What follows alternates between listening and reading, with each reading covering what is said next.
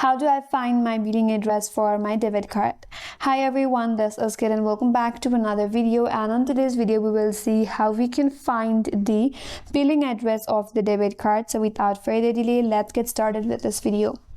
Method number 1 is to check your bank statement. Your monthly bank statement will typically show your billing address at the top.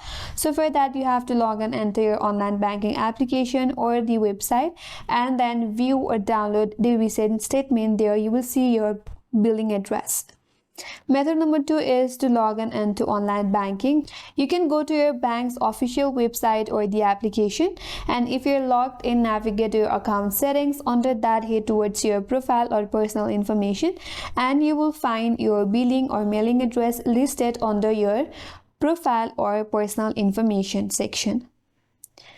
The third method is to call or visit your bank. You can call the customer service number on the back of your debit card and ask them to confirm the billing address. Or you can directly visit the local branch with the ID and ask for the addresses linked to your card.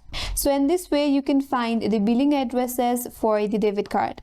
And that's all for today's video. Hope this video was helpful, and if you're new to our channel, consider subscribing. Thanks for watching and stay tuned for more videos.